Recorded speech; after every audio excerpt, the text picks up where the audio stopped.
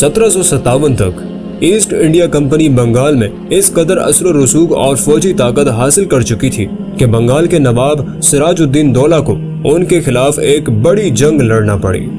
तारीख इस जंग को जंग प्लासी के नाम से याद करती है।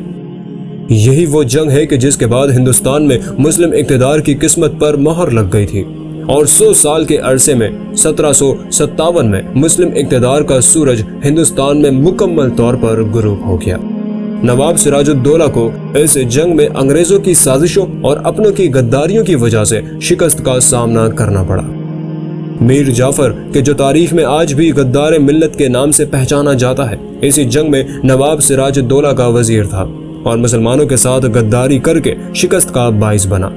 आने वाले वक्तों में यही नापाक किरदार टीपू सुल्तान के वजीर मीर सादिक ने भी अदा किया था। दोस्तों, नवाब सिराजुद्दौला की शहादत के बाद अब पूरा बंगाल अंग्रेजों के कब्जे में आ चुका था।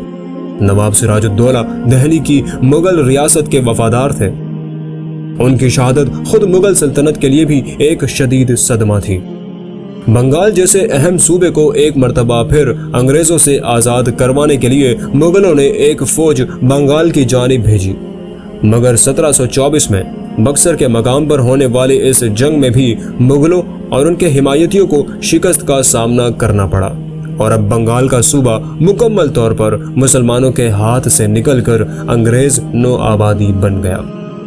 दोस्तों, हम ये बात देख चुके हैं कि फुकरा और औलिया की निगाह हमेशा अपने वक्त के किसी ऐसे सुल्तान पर पड़ती है कि जिस पर अल्लाह ताला कोई खास फजलो करम करना चाहता है। नूरुद्दीन जंगी की मदीना की मुहिम से ये बात साबित होती है कि खुद हुजूर सल्लल्लाहु अलैहि वसल्लम ने सुल्तान नूरुद्दीन जंगी का इंतखाब किया था। इसी तरह हजरत मोइनुद्दीन चिश्ती ने हिंदुस्तान में इस्लामी रियासत के कयाम के लिए सुल्तान शहाबुद्दीन गौरी को चुना, उनको बुलाया और रूहानी तायद भी की। हिंदुस्तान में मुसलमान सल्तनत और मुगलिया खानदान की हुकूमत 18वीं सदी में ही खत्म हो जाती अगर शाह वली उल्लाह अपना फैसला कुन किरदार अदा ना फरमाते। ऐसे तारीख वक्त में शाह वली उल्लाह की निगाह अहमद शाह अब्दाली पर पड़ी। अहमद शाह अब्दाली उस वक्त कलात के पास फौजी मशकों में मसरूफ थे। हजरत शाह वली उल्लाह ने एक कासिद के जरिए इनकी जानिब एक खत रवाना किया। इस खत में अहमद शाह अब्दाली के लिए दुआए खैर भी थी और हुक्म भी कि वो अपनी फौज के साथ दिल्ली की जानिब पेश कदमी करें और मुसलमान सल्तनत को मरहटों और अंग्रेजों के खतरे से बचाएं। अहमद शाह अब्दाली ने खत वसूल करते ही अदब से चूम कर उस खत को माथे से लगाया और अपनी मशकों को एक जंगी मुहिम में तब्दील करते हुए फौरन ही दिल्ली की जानिब पेशकदमी का आगाज कर दिया।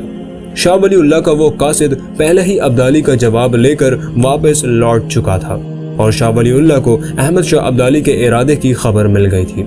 दूसरी जानिब मरहटों को भी अहमद शाह अब्दाली की पेशकदमी की इत्तला मिल गई और वो भी जंग की तैयारियों में मसरूफ हो गए थे।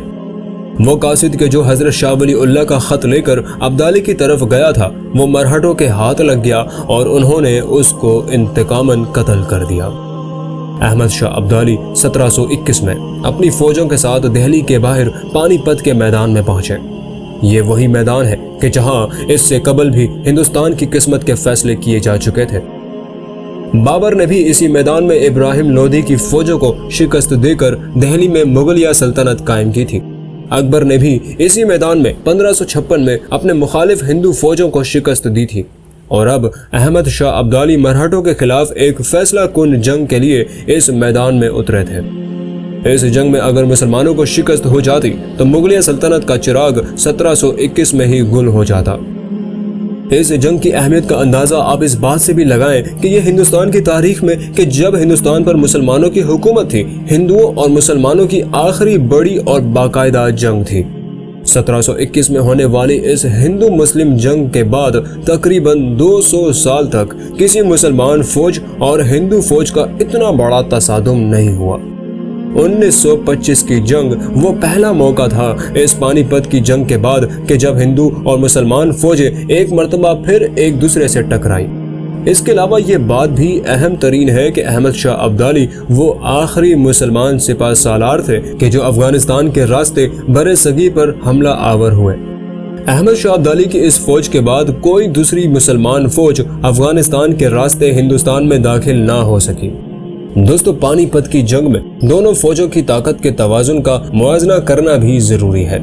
जहां तक अफरादी कुव्वत का ताल्लुक था तो वो तकरीबन दोनों तरफ ही बराबर थी। मरहटे भी 1 लाख का लश्कर लाए थे और अहमद शाह अब्दाली के पास भी तकरीबन 1 लाख फौज ही थी। मगर अफरादी कुव्वत के अलावा ताकत का तवाजुन मरहटों के हक में था। उस दौर में तोपखाना और राइफलें ऐजाद हो चुकी थी और बरतानवी, फ्रांसीसी और दीगर यूरोपीय अफवाज के हिंदुस्तान पहुंचने की वजह से यूरोपीय टेक्नोलॉजी भी मकामी फौजों के ज़ेरे इस्तेमाल थी। मरहटे चूंकि फ्रांसीसियों से इत्तेहाद कर चुके थे, लिहाजा फ्रांसीसी साख्ता जदीद तरीन तोपें और राइफल्स भी मरहटा हिंदू फौज के ज़ेरे इस्तेमाल थी। हिंदुस्तान में लड़ी जाने वाली जंगों के लिहाज से मरहटा फौज जदीद तरीन असलहे से लैस थी और इस जंग से कबल कभी भी इस तरह का यूरोपीय असलहा मुसलमानों और हिंदुओं के दरमियान होने वाली जंग में इस्तेमाल नहीं हुआ था। मरहटा तोप खाने में 200 से जायद फ्रांसीसी तोपें मुसलमान फौजों के लिए सबसे ज्यादा खतरा बनी हुई थी, जबकि अहमद शाह अब्दाली के पास सिर्फ 60 तोपें थीं और वो भी निस्बतन छोटी और फ्रांसीसी तोपों के मुकाबले में कम फासले तक मार करने वाली। दोस्तों, अगर आप अहमद शाह अब्दाली की इन तोपों में से एक को देखना चाहते हैं तो लाहौर के अजायब घर के सामने जो तोप माल रोड पर खड़ी की गई है उसे देख लीजिए।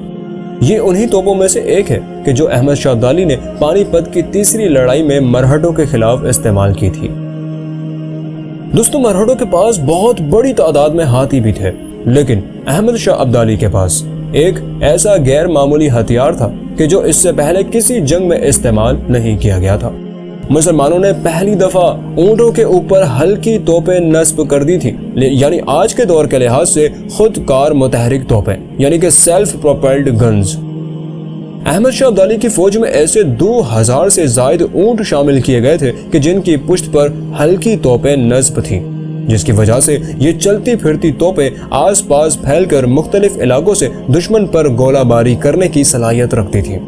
दूसरी तरफ मरहटों के पास मौजूद तोपखाना काफी ताकतवर भी था और उसकी रसाई भी ज्यादा फासले तक थी, मगर इनका तोपखाना एक ही जगह नस्ब था, लिहाजा इसकी पोजीशन तब्दील नहीं की जा सकती थी।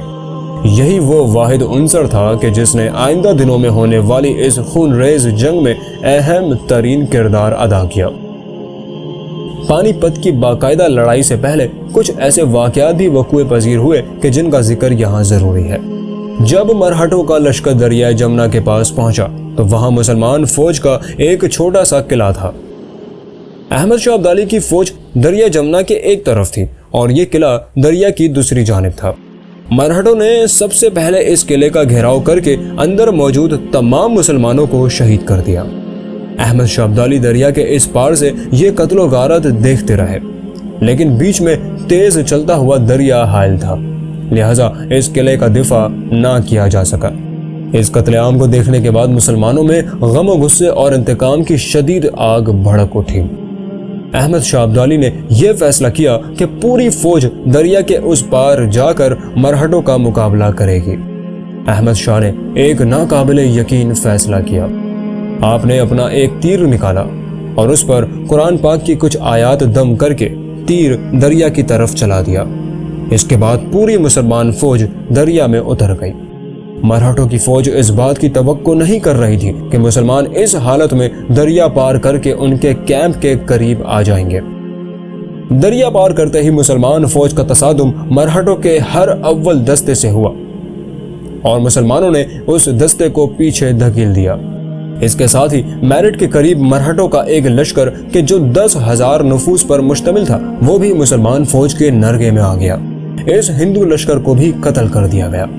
इसी दौरान मरहटों का 2000 का वो लश्कर के जो सिपाहियों की तनख्वाहें और रसद लेकर मैदान जंग की तरफ आ रहा था उसे भी मुसलमानों ने गिरफ्तार करके तमाम मालो असबाब जब्त कर लिया और यूं मरहटों की रसद भी रुक गई।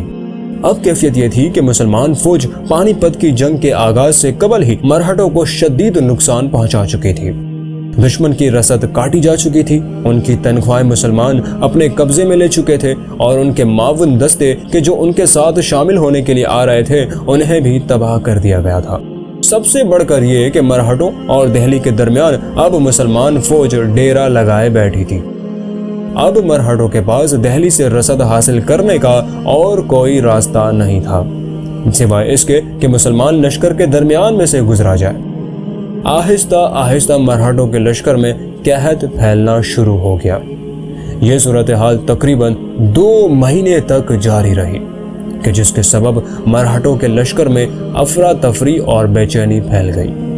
مرہٹوں نے جن لوگوں کو پیسوں کے بل بوتے پر لڑائی کے لیے اپنے لشکر میں شامل کر رکھا تھا وہ تنخواہیں نہ ملنے پر بدکنے لگے۔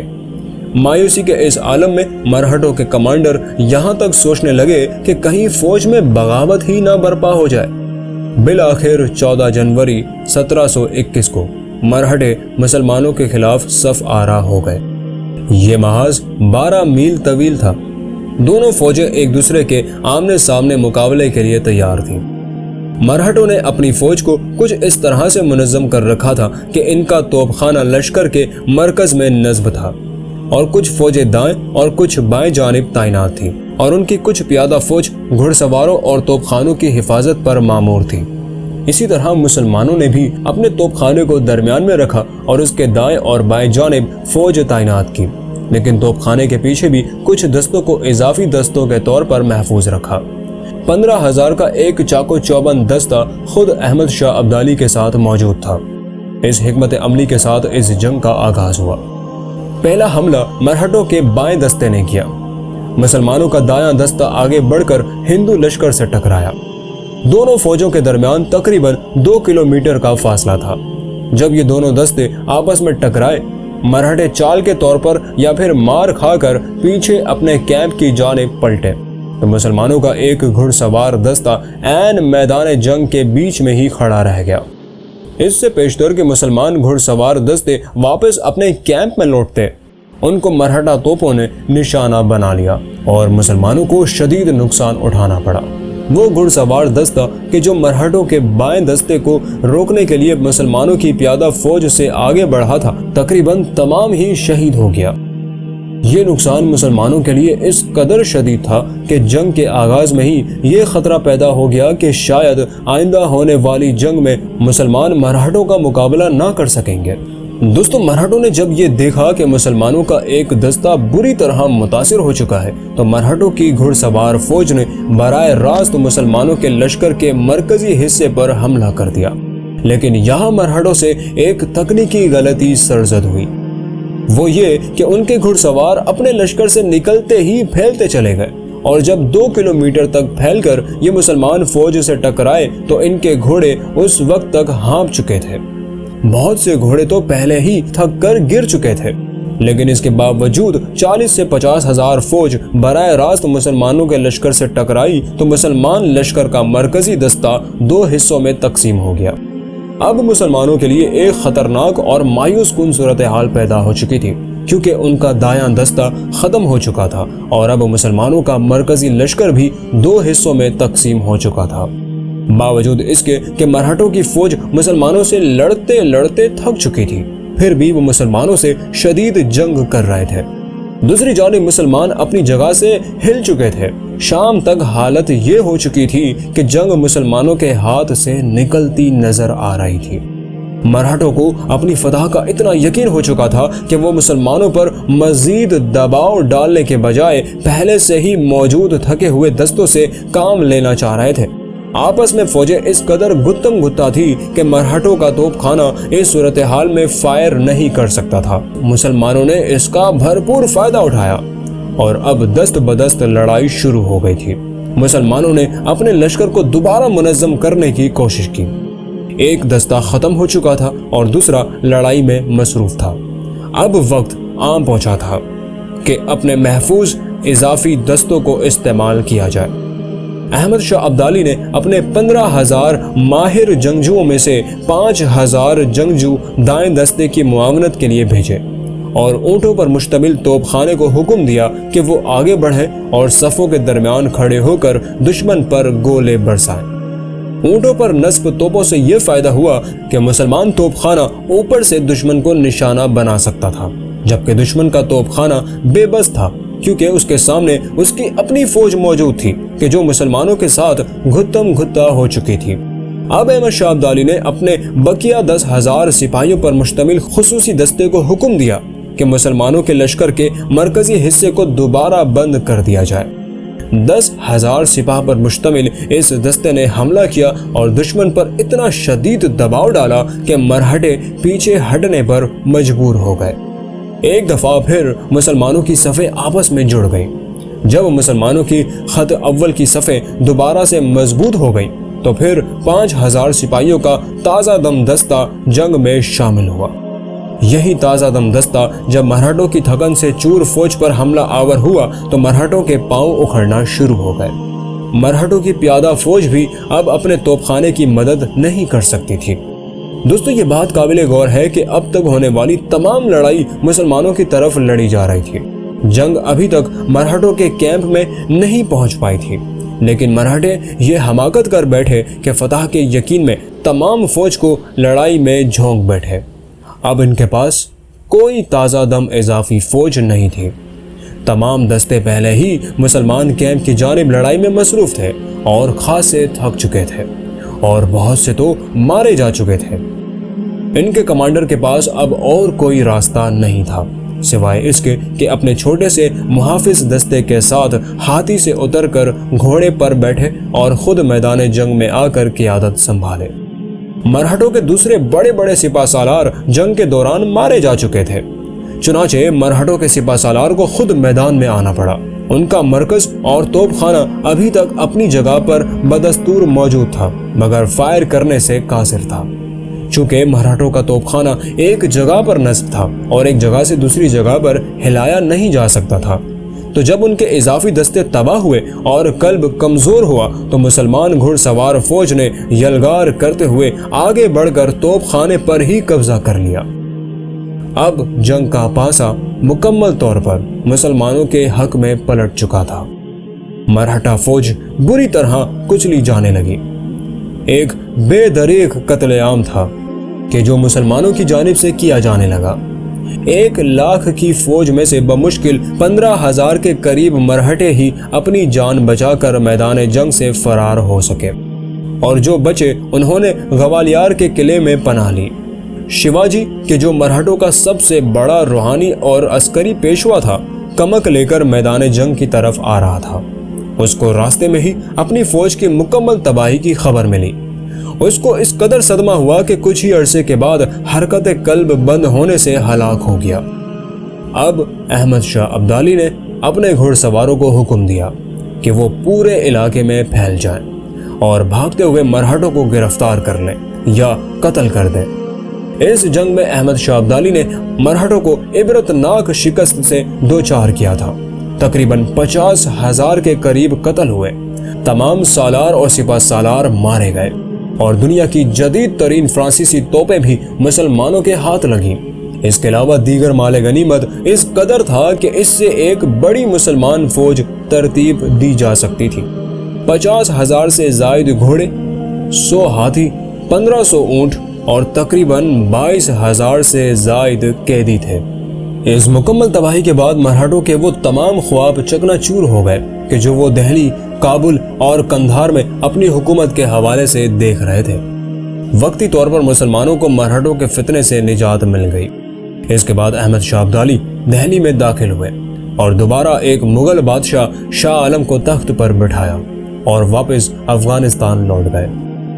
وہاں موجود مسلمانوں نے احمد شاہ ابدالی پر بہت دباؤ ڈالا کہ وہ خود تخت دہلی پر فائز ہو جائیں اور ہندوستان کو اپنی درانی ریاست کا حصہ بنا لیں، مگر سلطان اس پر راضی نہ ہوئے۔ ان کے ذمہ جو مشن حضرت شاہ ولی اللہ نے لگایا تھا وہ اسی کو پورا کر کے واپس لوٹنا چاہتے تھے۔ واپسی پر آپ نے شاہ ولی اللہ کی خدمت میں حاضر ہو کر ان کی دعائیں بھی لیں۔ شاہ ولی اللہ اس کے بعد صرف 1 سال ہی زندہ رہے اور 1726 میں آپ کا انتقال ہو گیا۔ جو مشن اور ڈیوٹی شاہ ولی اللہ نے احمد شاہ ابدالی کے سپرد کی تھی وہ اس مجاہد غازی نے بہت محبت اور پیار سے سر انجام دی۔ دہلی میں مغل بادشاہ کی حکومت قائم کرنے کے بعد احمد شاہ ابدالی انتظامی امور سے فارغ ہوئے تو آپ نے اس قاصد کو طلب کیا کہ جو شاہ ولی اللہ کا خط لے کر کلات پہنچا تھا۔ معلوم ہوا کہ مرہٹوں نے اس قاصد کو گرفتار کر کے شہید کر دیا ہے۔ احمد شاہ ابدالی کو اس کا بہت دکھ ہوا۔ آپ نے اس قاصد کی بیوی اور بچوں کو بلوایا اور ان کے سر پر دست شفقت رکھا اور ان کی کفالت کا انتظام بھی کر دیا۔ ابدالی کی مرہٹوں کے خلاف فیصلہ کن فتح نے تاریخ پر دور رس اثرات مرتب کیے۔ ابدالی کے ہندوستان میں مزید پیش قدمی نہ کرنے کی خواہش نے ایسٹ انڈیا کمپنی کو ہندوستان میں جڑیں پھیلانے کا موقع دیا، یہاں تک کہ 1793 میں ایسٹ انڈیا کمپنی نے بنگال پر مکمل کنٹرول حاصل کر لیا۔ اگر احمد شاہ ابدالی دہلی کے تخت پر قبضہ کرنے کے بعد بنگال کی جانب پیش قدمی کرتے تو عین ممکن تھا کہ تاج برطانیہ کا سورج ہندوستان میں اسی وقت غروب ہو جاتا، مگر امت کی یہ بدنصیبی کہ احمد شاہ ابدالی دوبارہ مغل سلطنت کو بحال کرتے ہوئے خود واپس افغانستان لوٹ گئے۔ یہ بحال کردہ مغل حکومت اتنی نااہل ثابت ہوئی کہ اب ہندوستان میں اسلامی حکومت کی بقا ناممکن نظر آنے لگی اور چند ہی سالوں میں ایسٹ انڈیا کمپنی پورے ہندوستان پر مسلط ہو گئی۔ ابدالی کی ہندوستان پر یلغار نے تاج برطانیہ کو سخت سراسیمہ کیا تھا اور ابدالی یا افغانوں کی یلغار کے خوف کے اثرات ان کی خارجہ پالیسی پر اگلے تقریباً 250 برس تک قائم رہے۔ پانی پت کی جنگ میں ابدالی کی عسکری ذہانت اور میدان جنگ میں ان کی فتوحات کا تفصیلی ذکر اس وقت کی برطانوی انٹیلیجنس کی رپورٹوں میں موجود ہے۔ ان رپورٹوں میں ابدالی کو شاہوں کا شاہ یعنی کہ کنگ آف کنگز کے نام سے یاد کیا گیا ہے۔ یہ افغانوں کی طرف سے یلغار کا خوف ہی تھا کہ جس کے تحت 1798 میں ایک برطانوی وفد شاہ ایران کی طرف روانہ کیا گیا کہ وہ شاہ کو اس بات کی ترغیب دے کہ ایران ہرات پر دعویٰ کرتے ہوئے افغانستان پر چڑھائی کر دے۔ اس مشن کا مقصد افغانوں کی توجہ برطانوی ہندوستان سے ہٹا کر ایران کی جانب مبذول کرنا تھا۔ احمد شاہ ابدالی تاریخی طور پر اس لیے بھی بہت اہم ہے کیونکہ آپ وہ آخری افغان حکمران تھے کہ جنہوں نے ہندوستان پر حملہ کیا۔ اس کے بعد کبھی کوئی افغان حکمران ہندوستان کی مدد کے لیے نہیں آیا، اگرچہ خطرہ بدستور قائم تھا کیونکہ مغل حکمران اس قابل نہیں رہے تھے کہ آنے والے خطرات کا مقابلہ کر سکتے۔ مراٹھوں نے ایک مرتبہ پھر سر اٹھانا شروع کیا، لیکن مراٹھوں کو 50 سال بعد انگریزوں نے مات دے دی۔ دوسری طرف مغل حکومت کا زوال بھی بتدریج جاری رہا۔ 1799 میں ٹیپو سلطان کی مزاحمت بھی دم توڑ گئی اور اس کے بعد انگریزوں کے سامنے کوئی مضبوط رکاوٹ موجود نہ رہی۔ بالآخر 1857 میں بہادر شاہ ظفر کی حکومت کے بعد مغل سلطنت کا چراغ مکمل طور پر گل کر دیا گیا۔ احمد شاہ ابدالی کے لوٹ جانے، مرہٹوں کی طاقت ٹوٹنے اور مغل حکومت کے کمزور ہو جانے کے سبب سکھوں کو موقع ملا کہ وہ اپنے آپ کو دوبارہ منظم کر سکیں۔ چنانچہ سکھوں نے پنجاب کے بہت بڑے علاقے پر دوبارہ قبضہ کر لیا، حتیٰ کہ پھیلتے پھیلتے پشاور تک آ پہنچے۔ بالآخر 1849 میں سکھوں کو بھی انگریزوں کے ہاتھوں شکست ہوئی اور پورے پنجاب پر انگریزوں کا تسلط قائم ہو گیا۔ پانی پت کی لڑائی کے بعد ہندوستان میں کوئی ایسی طاقت باقی نہ رہی تھی کہ جو انگریزوں کی راہ میں رکاوٹ بن سکتی۔ انگریزوں نے اس صورتحال سے بھرپور فائدہ اٹھایا کہ جو ہندوستان کے راجے و مہاراجاؤں کے اندرونی اختلافات کے سبب پیدا ہوئی تھی۔ انگریز بنگال پر تو پہلے ہی قبضہ کر چکے تھے اور اب سازش اور غداری کا رخ دوسرے علاقوں کی طرف پھیر دیا گیا۔ احمد شاہ ابدالی کی پانی پت کی تیسری لڑائی اس لحاظ سے بھی بہت اہم ہے کہ مسلمان تہذیب میں یہ وہ آخری مہم تھی کہ جس میں مسلمانوں نے اپنی سرحدوں سے باہر نکل کر ایک جارحانہ حکمت عملی اپنائی۔ اس کے بعد ہندوستان میں لڑی جانے والی تمام لڑائیاں دفاعی طرز پر لڑی گئیں یا پھر وہ مزاحمتی جنگیں تھیں۔ انگریزوں کے پھیلاؤ، مغلوں کے زوال اور مسلمانوں کی چھوٹے چھوٹے ریاستوں میں بٹا ہونے کے سبب انگریزوں کے لیے آسانی پیدا ہو گئی کہ مسلمان مزاحمتی تحریکوں کو ایک ایک کر کے کچل سکیں۔ 1772 میں موجود قندھار میں امت مسلمہ کا یہ غازی و مجاہد اپنے خالق حقیقی سے جا ملتا ہے اور اس کے ساتھ ہی ہندوستان کے مسلمانوں کی وہ آخری امید بھی دم توڑ دیتی ہے کہ اب مغرب سے کوئی اور مسلمان فوج غزوہ ہند کے لیے ہندوستان میں داخل ہوگی۔ اگلے تقریباً 250 سال تک ہندوستان کے مسلمانوں کے لیے مصیبت، ابتلا اور آزمائش کا ایک تکلیف دہ دور تھا، یہاں تک کہ اللہ تعالیٰ کو ایک مرتبہ پھر مسلمانوں پر رحم آیا اور شاہ ولی اللہ کے روحانی جانشین علامہ اقبال کو اس خطے میں بھیجا گیا۔ علامہ اقبال نے ایسی مشن کا آغاز کیا کہ جس کی تکمیل شاہ ولی اللہ کے دور میں نہ ہو سکی تھی۔ जिस तरह हजरत मोइनुद्दीन चिश्ती ने सुल्तान शहाबुद्दीन गौरी पर काम करके हिंदुस्तान में एक इस्लामी रियासत कायम की, इसी तरह शाह वलीउल्लाह ने सुल्तान अहमद शाह अब्दाली पर तवज्जो करके इस इस्लामी रियासत को सहारा दिलवाया। इसी तरह अल्लामा इकबाल ने भी उस वक्त के सिपाहसालार कायदे आज़म मोहम्मद अली जिन्ना की तरबियत फरमाई और उनसे हिंदुस्तान में एक इस्लामी रियासत के दोबारा क़याम का हैरत अंगेज फरीज़ा अंजाम दिलवाया। इसमें कोई शुबह की बात नहीं है कि ये इकबाल की बर्पा की गई नजरियाती और रूहानी तहरीक ही थी कि जिसके नतीजे में हिंदुस्तान में एक मरतबा फिर एक इस्लामी रियासत वजूद में आती है और अब एक मरतबा फिर गज़वा हिंद की उन्हीं मुहिम्मात का आगाज होता है कि जिसका दरवाज़ा अहमद शाह अब्दाली की यलगार के बाद बंद हो गया था। 20वीं सदी में कायम होने वाली ये इस्लामी रियासत कि जिसकी जड़ें मदीने की पहली इस्लामी रियासत में खबी हुई थी और जो मोहम्मद बिन कासिम, सुल्तान महमूद गजनवी, सुल्तान शहाबुद्दीन गौरी और अहमद शाह अब्दाली की शानदार रिवायत की रूहानी वारिस है। अब यही वो मुसलमान फौज है कि जो तारीख को दोहराते हुए एक मरतबा फिर मगरिब से हिंदुस्तान पर गज़वा हिंद के लिए हमला आवर होंगी।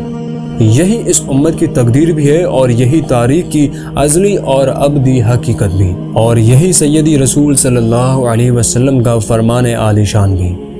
हज़रत अबू हुरैरा रज़ी अल्लाह तआला अन्हु फरमाते हैं कि नबी करीम सल्लल्लाहु अलैहि वसल्लम ने फरमाया, जब जंगों पर जंगें होंगी तो अल्लाह ताला गैर अरब अक़वाम में से एक कौम को उठाकर खड़ा करेगा। वो शहसवारी में अरबों से बेहतर और असलह में उनसे बरतर होंगे और उनके ज़रिए अल्लाह ताला अपने दीन की मदद करेगा। दोस्तों, पाकिस्तान की आज की रियासत हिंदुस्तान में मुसलमानों की 1300 साला तारीख की अमीन है।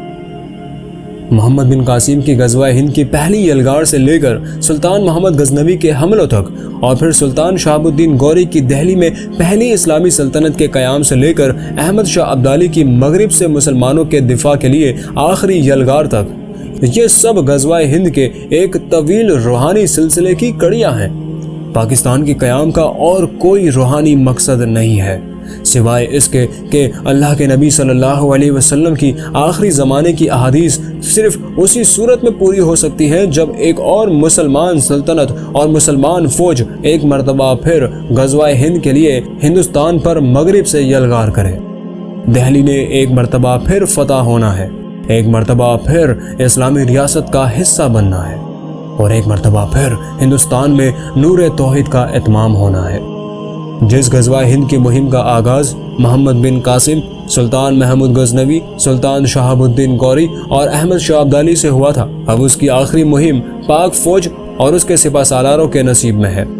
ये सिर्फ हुस्न इत्तेफाक नहीं है बल्कि फितरत खुद साज़बाज़ कर रही है कि आज पाकिस्तान की अस्करी कुव्वत का मरकज़ इसके वो जौहरी मिसाइल हैं कि जिनके नाम भी गज़वा हिंद के मुजाहिदीन के नामों पर रखे गए हैं। आज पाकिस्तान के वो मिसाइल के जिनका काम एक मरतबा फिर गज़वा हिंद में हिंदुस्तान की मुशरिक फ़ौजों को शिकस्त देना है, जिनके नाम गजनवी, गौरी और अब्दाली हैं। और ये भी कोई हुस्न इत्तेफाक नहीं है बल्कि कुदरत का एक इशारा है कि भारत के मुशरिकों ने भी अपने मिसाइल का नाम पृथ्वी राज चौहान के नाम पर पृथ्वी रखा है। बदनसीब मुशरिक हिंदू ये नाम रखने से पहले भूल गए थे कि सुल्तान शहाबुद्दीन गौरी ने पृथ्वीराज का क्या हशर किया था। इंशाअल्लाह ये तारीख गजनवी, गौरी और अब्दाली एक मरतबा फिर पृथ्वी के खिलाफ दोहराएंगे। गज़वा हिंद हमारी तकदीर भी है और हमारी खुशनसीबी भी। बेशक अल्लाह के नबी ने सच फरमाया। दोस्तों, हिंद के हवाले से अल्लाह के नबी ने जो अहादीस बयान फरमाई है उनसे ये बात बिल्कुल साबित हो जाती है कि मुसलमान पहला हमला सिंध पर करेंगे और फिर बाकी हिंद पर। साथ ही ये बात भी पूरी तरह वाज़ेह हो जाती है कि हिंद के मुशरिकों के साथ तसादुम मुसलसल जारी रहेगा और ये तमाम मुहिम्मात हदीस शरीफ में गज़वा हिंद के नाम से मंसूब है। गज़वा हिंद उन तमाम जंगों को कहते हैं कि जो मुसलमान हिंदुस्तान के मुशरिकों से लड़ेंगे। हदीस शरीफ में यही लफ्ज़ गज़वा इस्तेमाल हुआ है इन मुहिम्मात के लिए। मोहम्मद बिन कासिम की मुहिम से लेकर सुल्तान महमूद गजनवी के हमले और फिर सुल्तान महमूद गौरी की पृथ्वी राज से जंग और अहमद शाह अब्दाली की पानीपत की लड़ाई और फिर आखिरी दौर में पाकिस्तानी फ़ौज की भारतीय फ़ौजों के साथ फैसला कुन जंग, ये तमाम मार्के गज़वा हिंद के एक तवील सिलसिले का हिस्सा हैं और इन तमाम के बारे में حضور صلی اللہ علیہ وسلم نے اپنی احادیث مبارکہ میں واضح طور پر مسلمان فوجوں کو خوشخبری اور بشارتیں عطا فرمائی ہے۔ محمد بن قاسم کی فوج سے لے کر پاکستانی فوج تک یہ وہ تمام خوش نصیب افواج ہیں کہ جن کے حصے میں حضرت محمد مصطفیٰ صلی اللہ علیہ وسلم کی یہ بابرکت بشارتیں آئی ہیں۔ جس طرح اللہ کے نبی نے قسطنطنیہ فتح کرنے والی فوج کے بارے میں فرمایا تھا کہ کیا ہی خوبصورت فوج ہوگی اور کیا ہی خوبصورت اس کا سپہ سالار ہوگا، بالکل اسی مفہوم میں سیدنا رسول اللہ صلی اللہ علیہ وسلم نے خوشخبریاں پاک فوج کو بھی دی ہیں کہ جس کے مجاہدین اور سپہ سالار مشرکوں کے خلاف حالت جہاد میں رہتے ہیں۔ یہ پاکستانی قوم اور پاک فوج کے مجاہدین کے لیے اللہ کے نبی کی طرف سے عظیم ترین بشارت اور خوش نصیبی ہے۔ اپنے قیام سے لے کر آج تک پاک فوج حالت غزوہ ہند میں ہے، اب صرف فیصلہ کن مارکا ہونا باقی ہے۔